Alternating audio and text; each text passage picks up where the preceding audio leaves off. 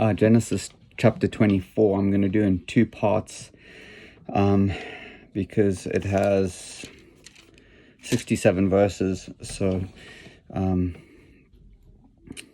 I'll read the first part to verse 33 and then the second part from verse 34 to 67. A bride for Isaac. Now Abraham was old, well advanced in age, and the Lord had blessed Abraham in all things. So Abraham said to the oldest servant of his house, who ruled over all that he had, "Please put your hand under my thigh, and I will make you swear by the Lord, the God of heaven and the God of the earth, that you will not take a wife for my son from the daughters of the Canaanites among whom I dwell. But you shall go to my country and to my family and take a wife for my son Isaac." And the servant said to him, "Perhaps the woman will not be willing to follow me to this land. Must I take your son back to the land from which you came?" But Abraham said to him, "Beware that you do not take my son back there. The Lord God of heaven, who took me from my father's house and from the land of my family, and who spoke to me and swore to me, saying, 'To your descendants I give this land,' he will send his angel before you, and you shall take a wife for my son from there. And if a woman is not willing to follow you, then you will be released from this oath. Only do not take my son back there." So the servant put his hand under the thigh of Abraham his master, and swore to him concerning this matter. Then the servant took 10 of his master's camels and departed, for all his master's goods were in his hand.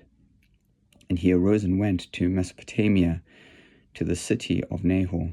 And he made his camels kneel down outside the city by a well of water at evening time, the time when women go out to draw water. Then he said, "O Lord, God of my master Abraham, please give me success this day, and show kindness to my master Abraham. Behold, here I stand by the well of water, and the daughters of the men of the city are coming out to draw water. Now let it be that the young woman to whom I say, 'Please let down your pitcher, that I may drink,' and she says, 'Drink, and I will also give your camels a drink. Let her be the one you have appointed for your servant Isaac, and by this I will know that you have shown kindness to your master.' And it happened, before he had finished speaking, that behold, Rebekah, who was born to Bethuel, the son of Milcah, the wife of Nahor, Abraham's brother, came out with her pitcher on her shoulder. Now the young woman was very beautiful to behold, a virgin, no man had known her. And she went down to the well, filled her pitcher, and came up. And the servant ran to meet her and said, 'Please, let me drink a little water from your pitcher.' So she said, 'Drink, my lord.' Then she quickly let her pitcher down to her hand and gave him a drink. And when she had finished giving him a drink, she said, 'I will draw water for your camels also, until they have finished drinking.' Then she quickly emptied her pitcher into the trough, ran back to the well to draw water, and drew for all his camels. And the man, wondering at her, remained silent, so as to know whether the Lord had made his journey prosperous or not. So it was, when the camels had finished drinking, that the man took a golden nose ring, weighing 1/2 a shekel, and 2 bracelets for her wrists, weighing 10 shekels of gold, and said, 'Whose daughter are you? Tell me, please, is there room in your father's house for us to lodge?' So she said to him, 'I am the daughter of Bethuel, Milcah's son, whom she bore to Nahor.' Moreover, she said to him, 'We have both straw and feed enough, and room to lodge.'